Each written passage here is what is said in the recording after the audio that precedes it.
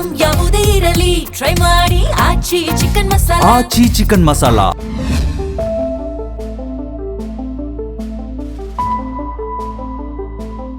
ನಮಸ್ಕಾರ, ನೀವು ನೋಡ್ತಾ ಇದ್ದೀರಾ ಜಿ ಕನ್ನಡ ನ್ಯೂಸ್. ನಾನು ಶಿವರಾಮು. ದಿನದ ಎಲ್ಲ ಪ್ರಮುಖ ಸುದ್ದಿಗಳನ್ನು ನೋಡೋಣ ವಿಶೇಷ ಸಮಾಚಾರದಲ್ಲಿ.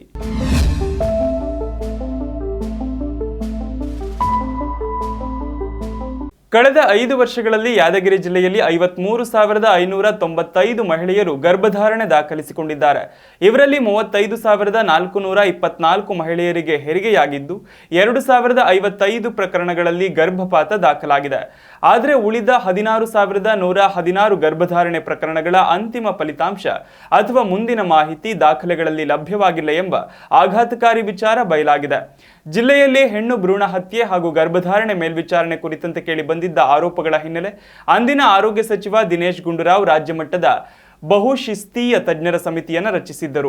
ಸಮಿತಿ ಕಳೆದ ಏಪ್ರಿಲ್ 6ರಿಂದ 10ರವರೆಗೆ 5 ದಿನಗಳ ಕಾಲ ಜಿಲ್ಲೆಯಲ್ಲಿ ಪರಿಶೀಲನೆ ನಡೆಸಿ 74 ಪುಟಗಳ ತನಿಖಾ ವರದಿಯನ್ನ ಸರ್ಕಾರಕ್ಕೆ ಸಲ್ಲಿಸಿದ್ದು ಅನೇಕ ಆಘಾತಕಾರಿ ಅಂಶಗಳು ಬಯಲಾಗಿವೆ. ವರದಿಯ ಪ್ರಕಾರ ಕಳೆದ 5 ವರ್ಷಗಳಲ್ಲಿ ಜಿಲ್ಲೆಯಲ್ಲಿ 16,116 ಗರ್ಭಧಾರಣೆ ಪ್ರಕರಣಗಳ ಅಂತಿಮ ಫಲಿತಾಂಶ ಅಥವಾ ಮುಂದಿನ ಮಾಹಿತಿ ದಾಖಲೆಗಳಲ್ಲಿ ಲಭ್ಯವಾಗಿಲ್ಲ. ಈ ಅಂಶವೇ ಆರೋಗ್ಯ ಇಲಾಖೆಯ ಮೇಲ್ವಿಚಾರಣೆ ವ್ಯವಸ್ಥೆ ಕುರಿತು ಪ್ರಶ್ನೆಗಳನ್ನು ಹುಟ್ಟುಹಾಕಿದೆ. ವರದಿಯಲ್ಲಿ ಹೆಣ್ಣು ಭ್ರೂಣ ಹತ್ಯೆ ನಡೆಯುತ್ತಿರುವ ಸಾಧ್ಯತೆ, ಬಾಲಗರ್ಭಿಣಿಯರಲ್ಲಿ ಗರ್ಭಪಾತ, ಶಿಶುಮರಣ ಪ್ರಮಾಣ ಹೆಚ್ಚಿರುವುದು ಹಾಗೂ ಗರ್ಭಧಾರಣೆಗಳ ಸಮರ್ಪಕ ಅನುಸರಣೆ ಕೊರತೆಯ ಬಗ್ಗೆಯೂ ಉಲ್ಲೇಖಿಸಲಾಗಿದೆ. ಗರ್ಭಧಾರಣೆಯ 12 ವಾರಗಳ ಬಳಿಕ ಕೆಲವು ಕಡೆ ಅಕ್ರಮವಾಗಿ ಭ್ರೂಣದ ಲಿಂಗಪತ್ತೆ ಪರೀಕ್ಷೆ ನಡೆಸಲಾಗುತ್ತಿರುವ ಸಾಧ್ಯತೆಗಳ ಬಗ್ಗೆ ಅನುಮಾನ ವ್ಯಕ್ತಪಡಿಸಲಾಗಿದೆ. ಅಲ್ಲದೆ ಗರ್ಭಧಾರಣೆ ವೇಳೆ ನೀಡುವ ನೋಂದಣಿ ದಾಖಲೆಗಳನ್ನು ನಾಶಪಡಿಸಲಾಗುತ್ತಿದೆ ಹಾಗೂ ಗರ್ಭಪಾತ ಮಾತ್ರೆಗಳ ದುರ್ಬಳಕೆ ನಡೆಯುತ್ತಿರುವ ಆರೋಪಗಳನ್ನು ಕೂಡ ವರದಿ ಉಲ್ಲೇಖಿಸಿದೆ. ಇನ್ನೊಂದು ಆತಂಕಕಾರಿ ಅಂಶವೆಂದರೆ ಜಿಲ್ಲೆಯಲ್ಲಿ 18 ವರ್ಷ ತುಂಬುವ ಮೊದಲೇ 33.2% ಮಹಿಳೆಯರ ವಿವಾಹ ನಡೆಯುತ್ತಿರುವುದು. ಇದರಿಂದ ಬಾಲ್ಯ ಗರ್ಭಧಾರಣೆಗಳ ಪ್ರಮಾಣ ಹೆಚ್ಚುತ್ತಿರುವ ಸಾಧ್ಯತೆಯನ್ನು ಕೂಡ ವರದಿ ಪ್ರಸ್ತಾಪಿಸಿದೆ. ಅವಿವಾಹಿತೆಯರ ಗರ್ಭಪಾತ ಪ್ರಕರಣಗಳಲ್ಲಿ ಕುಟುಂಬದವರು ಮಾಹಿತಿ ನೀಡದಿರುವುದು ತನಿಖೆಗೆ ಅಡ್ಡಿಯಾಗುತ್ತಿದೆ ಎಂದು ವರದಿ ಹೇಳಿದೆ. ತಮಿಳುನಾಡಿಗೆ ಕಾವೇರಿ ನೀರು ಹರಿಸುವಂತೆ ಕೋರ್ಟ್ ನೀಡಿದ ಆದೇಶ ಪಾಲನೆ ಮಾಡಬೇಕಿದ್ದು ನಾಳೆ ನಡೆಯಲಿರುವ ಕಾವೇರಿ ನೀರು ನಿರ್ವಹಣಾ ಪ್ರಾಧಿಕಾರದ ಸಭೆಯಲ್ಲಿ ರಾಜ್ಯದ ವಾದ ಮಂಡಿಸಲಾಗುವುದು ಎಂದು ಮುಖ್ಯಮಂತ್ರಿ ಡಿಕೆ ಶಿವಕುಮಾರ್ ತಿಳಿಸಿದ್ದಾರೆ. ಬೆಳೆಗಳಿಗೆ ನೀರು ಹರಿಸುವಂತೆ ಮಂಡ್ಯ ಜಿಲ್ಲೆಯ ಶಾಸಕರ ನಿಯೋಗ ಮಾಡಿರುವ ಮನವಿ ಕುರಿತು ಸುದ್ದಿಗಾರರ ಪ್ರಶ್ನೆಗೆ ಉತ್ತರಿಸಿದ ಅವರು, ಜಲಾಶಯಗಳನ್ನ ನಂಬಿಕೊಂಡ ರೈತರ ಹಿತವನ್ನ ಕಾಯಬೇಕಿದೆ, ಅವರನ್ನ ಬದುಕಿಸಬೇಕಿದೆ, ಕುಡಿಯುವ ನೀರು ಪೂರೈಕೆಗೂ ಆದ್ಯತೆ ನೀಡಬೇಕಿದೆ, ಕೋರ್ಟ್ ಆದೇಶವನ್ನು ಪಾಲಿಸಬೇಕಿದೆ. ಹಾಗಾಗಿ ಪ್ರಾಧಿಕಾರದ ಸಭೆಯ ನಂತರ ತೀರ್ಮಾನ ತಿಳಿಸುವ ಭರವಸೆಯನ್ನ ನಿಯೋಗಕ್ಕೆ ನೀಡಿದ್ದೇನೆ ಎಂದರು. ಇನ್ನು ರಾಷ್ಟ್ರೀಯ ಒಬಿಸಿ ಮಹಾಸಂಘದ ನಿಯೋಗವು ಕೆಪಿಸಿಸಿ ಅಧ್ಯಕ್ಷ ಬಿಕೆ ಹರಿಪ್ರಸಾದ್ ನೇತೃತ್ವದಲ್ಲಿ ಸಿಎಂ ಭೇಟಿ ಮಾಡಿ ಬೆಂಗಳೂರಿನಲ್ಲಿ ಆಗಸ್ಟ್ 7ರಂದು ನಡೆಯಲಿರುವ 11ನೇ ರಾಷ್ಟ್ರೀಯ ಮಹಾಸಮ್ಮೇಳನಕ್ಕೆ ಆಹ್ವಾನ ನೀಡಿದೆ. ಬೆಂಗಳೂರಿನ ಅಪಾರ್ಟ್ಮೆಂಟ್ ನಿವಾಸಿಗಳ ದೀರ್ಘಕಾಲದ ಸಮಸ್ಯೆಗಳಿಗೆ ಮುಕ್ತಿ ಹಾಡಲು ರಾಜ್ಯ ಸರ್ಕಾರ ಮಹತ್ವದ ಹೆಜ್ಜೆ ಇಟ್ಟಿದೆ. ಅಪಾರ್ಟ್ಮೆಂಟ್ ಮಾಲೀಕತ್ವ ಹಾಗೂ ದಿನನಿತ್ಯದ ನಿರ್ವಹಣೆ ವಿಚಾರದಲ್ಲಿ ಬಿಲ್ಡರ್ಗಳು ಹಾಗೂ ನಿವಾಸಿಗಳ ನಡುವೆ ಉದ್ಭವಿಸುತ್ತಿರುವ ನಿರಂತರ ವಿವಾದ ಹಾಗೂ ತೊಂದರೆಗಳನ್ನು ಮನಗಂಡಿರುವ ಸರ್ಕಾರ ಇದಕ್ಕೆ ಸಂಬಂಧಿಸಿದಂತೆ ಹೊಸ ನಿಯಮ ಹಾಗೂ ಕಾಯ್ದೆ ತಿದ್ದುಪಡಿ ತರಲು ಗಂಭೀರ ಚಿಂತನೆ ನಡೆಸಿದೆ.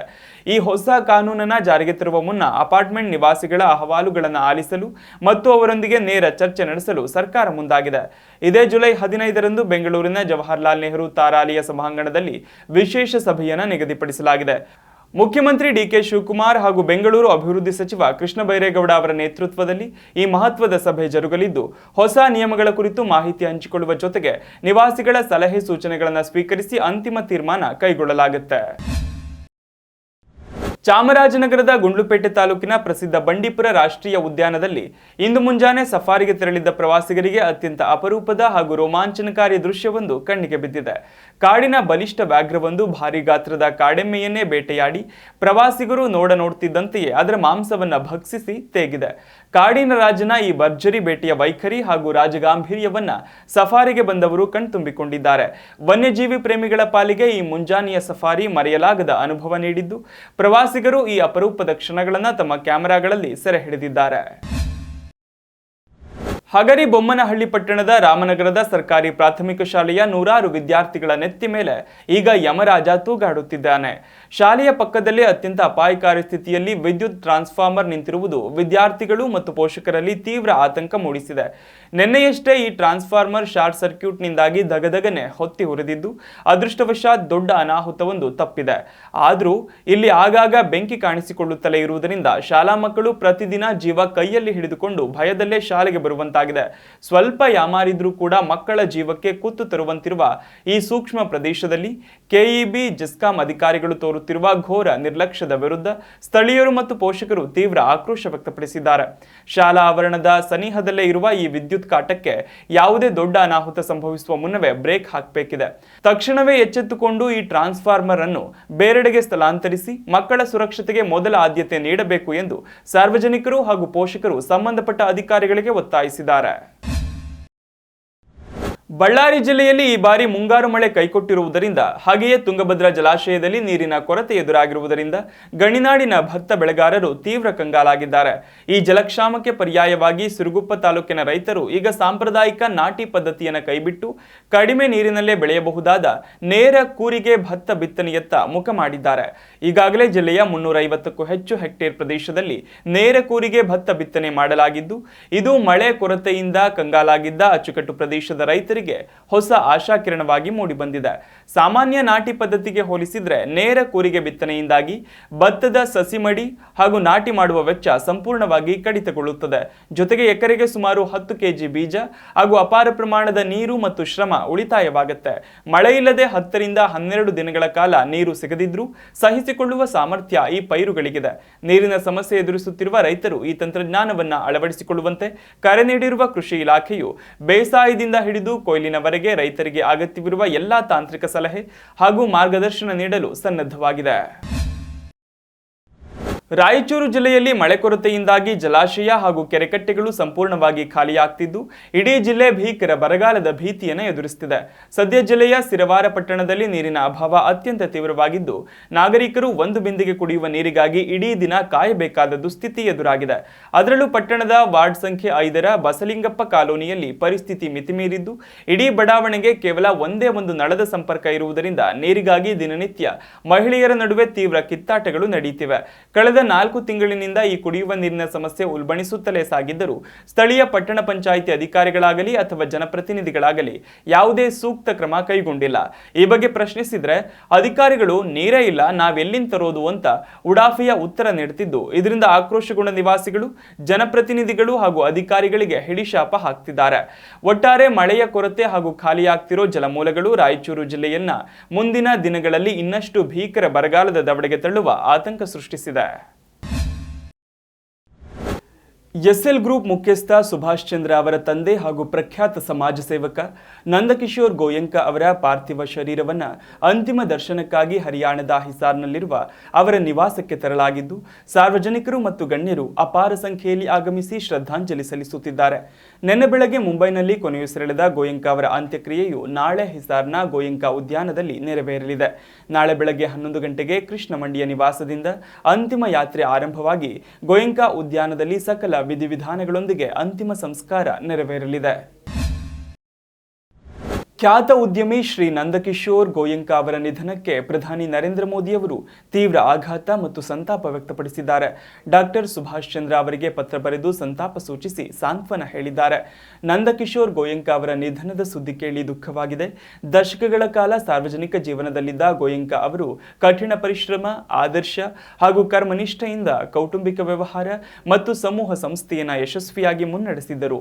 ರಾಷ್ಟ್ರೀಯ ಸ್ವಯಂ ಸೇವಕ ಸಂಘದ ಸೇವೆ, ಸರಳತೆ ಮತ್ತು ಲೋಕ ಕಲ್ಯಾಣದ ಭಾವನೆಗೆ ಅವರ ಜೀವನವೇ ಒಂದು ರೋಮಾಂಚಕ ಉದಾಹರಣೆಯಾಗಿದ್ದು ಅವರೊಂದಿಗಿನ ಭೇಟಿಯ ಸವಿನೆನಪುಗಳು ಸದಾ ಹಸಿರಾಗಿರುತ್ತವೆ ಎಂದು ಮೋದಿ ಸ್ಮರಿಸಿದ್ದಾರೆ. ಗೋಯಂಕ ಅವರ ಅಗಲಿಕೆಯು ಸಮಾಜಕ್ಕೆ ತುಂಬಲಾರದ ನಷ್ಟವಾಗಿದ್ದು ಅವರ ಆದರ್ಶಗಳು ಮುಂದಿನ ಪೀಳಿಗೆಗೆ ಸದಾ ಮಾರ್ಗದರ್ಶನ ನೀಡಲಿ ಹಾಗೂ ಭಗವಂತ ಅವರ ಕುಟುಂಬಕ್ಕೆ ಈ ದುಃಖವನ್ನು ಭರಿಸುವ ಶಕ್ತಿಯನ್ನು ಕರುಣಿಸಲಿ ಎಂದು ಪ್ರಧಾನಿ ಪ್ರಾರ್ಥಿಸಿದ್ದಾರೆ. ಇರಾನ್ ಮೇಲೆ ಮತ್ತೆ ಮುಗಿಬಿದ್ದಿರುವ ಅಮೆರಿಕ ಇದೀಗ ಮತ್ತೆ ಜಗತ್ತಿಗೆ ಶಾಕ್ ಕೊಟ್ಟಿದ್ದು, ಹಾರ್ಮುಜ್ ಜಲಸಂಧಿ ಮೂಲಕ ಹಾದು ಹೋಗುವ ನೌಕೆಗಳಿಗೆ ಭದ್ರತೆಗೆ ಸರಕು ಸಾಗಣೆಯ ಮೇಲೆ 20% ಶುಲ್ಕ ಹೇರುವಂತೆ ಆದೇಶ ಹೊರಡಿಸಿದೆ. ಹಾರ್ಮುಜ್ ಜಲಸಂಧಿಯ ಭದ್ರತೆಯನ್ನು ಅಮೆರಿಕವೇ ನೋಡಿಕೊಳ್ಳಲಿದ್ದು, ಈ ಮಾರ್ಗದ ಮೂಲಕ ಸಾಗುವ ಎಲ್ಲಾ ಸರಕುಗಳ ಮೇಲೆ 20% ಶುಲ್ಕ ವಿಧಿಸಲಾಗುವುದು ಎಂದು ಅಧ್ಯಕ್ಷ ಡೊನಾಲ್ಡ್ ಟ್ರಂಪ್ ಘೋಷಿಸಿದ್ದಾರೆ. ಅಲ್ಲದೆ ಇರಾನ್ ವಿರುದ್ಧದ ಇರಾನಿಯನ್ ಬ್ಲಾಕೇಡ್ ಅನ್ನು ಪುನಃ ಜಾರಿಗೊಳಿಸುತ್ತಿರುವುದಾಗಿ ಟ್ರಂಪ್ ಘೋಷಣೆ ಮಾಡಿದ್ದು, ಇದು ಇರಾನ್ ಕೆಂಗಣ್ಣಿಗೆ ಗುರಿಯಾಗಿದೆ. ತಮ್ಮ ಸಾಮಾಜಿಕ ಜಾಲತಾಣ ಟ್ರೂತ್ ಸೋಷಿಯಲ್ನಲ್ಲಿ ಪೋಸ್ಟ್ ಮಾಡಿರುವ ಟ್ರಂಪ್, ಇನ್ನು ಮುಂದೆ ಅಮೆರಿಕವನ್ನು ಹೊರ್ಮುಜ್ ಜಲಸಂಧಿಯ ರಕ್ಷಕ ಎಂದು ಕರೆಯಲಾಗುವುದು. ಈ ಅತ್ಯಂತ ಸೂಕ್ಷ್ಮ ಸಮುದ್ರ ಮಾರ್ಗದಲ್ಲಿ ಭದ್ರತೆ ಒದಗಿಸಲು ಅಮೆರಿಕ ಮಾಡುತ್ತಿರುವ ವೆಚ್ಚವನ್ನು ಭರಿಸಲು ಈ ಮಾರ್ಗದ ಮೂಲಕ ಸಾಗುವ ಎಲ್ಲಾ ಸರಕುಗಳ ಮೇಲೆ 20% ಶುಲ್ಕ ವಿಧಿಸಲಾಗುತ್ತದೆ. ಈ ಪ್ರಕ್ರಿಯೆಯನ್ನು ತಕ್ಷಣವೇ ಆರಂಭಿಸಲಾಗುವುದು ಎಂದು ತಿಳಿಸಿದ್ದಾರೆ. ಟ್ರಂಪ್ ಅವರ ಈ ಹೇಳಿಕೆಗೆ ಇರಾನ್ ಸೇನೆ ತೀವ್ರ ಪ್ರತಿಕ್ರಿಯೆ ನೀಡಿದೆ. ಖಾತಮ್ ಅಲ್ ಅನ್ಶಿಯಾ ಮಿಲಿಟರಿ ಕಮಾಂಡ್ ವಕ್ತಾರರು ವಿಡಿಯೋ ಸಂದೇಶದ ಮೂಲಕ ಯಾವುದೇ ಕಾರಣಕ್ಕೂ ಹಾರ್ಮುಜ್ ಜಲಸಂಧಿಯ ನಿರ್ವಹಣೆಯಲ್ಲಿ ಅಮೆರಿಕ ಹಸ್ತಕ್ಷೇಪ ಮಾಡಲು ಇರಾನ್ ಅವಕಾಶ ನೀಡುವುದಿಲ್ಲ ಎಂದಿದ್ದಾರೆ. ಅಲ್ಲದೆ ಹಾರ್ಮುಜ್ ಜಲಸಂಧಿಯ ವಿಚಾರದಲ್ಲಿ ಅಮೆರಿಕದೊಂದಿಗೆ ಯಾವುದೇ ರೀತಿಯ ಸಹಕಾರ ನೀಡುವ ಗಲ್ಫ್ ರಾಷ್ಟ್ರಗಳನ್ನು ಉದ್ದೇಶಿಸಿ ಅಂತಹ ಸಹಕಾರವನ್ನ ಯುದ್ಧದ ಕ್ರಮವೆಂದೇ ಪರಿಗಣಿಸಲಾಗುವುದು. ಯುದ್ಧ ಮತ್ತಷ್ಟು ಉಲ್ಬಣವಾಗದಂತೆ ತಡೆಯಲು ಕತಾರ್, ಪಾಕಿಸ್ತಾನ ಮತ್ತು ಒಮಾನ್ ಮಧ್ಯವರ್ತಿಗಳೊಂದಿಗೆ ಮಾತುಕತೆ ನಡೆಸಲಾಗುತ್ತಿದೆ ಎಂದು ಕಠಿಣ ಎಚ್ಚರಿಕೆ ನೀಡಿದ್ದಾರೆ. ಇದಿಷ್ಟು ಈ ದಿನದ ಪ್ರಮುಖ ಸುದ್ದಿ. ನೋಡ್ತಾ ಇರಿ ಜೀ ಕನ್ನಡ ನ್ಯೂಸ್, ಸತ್ಯವೇ ಸುದ್ದಿಯ ಜೀವಾಳ.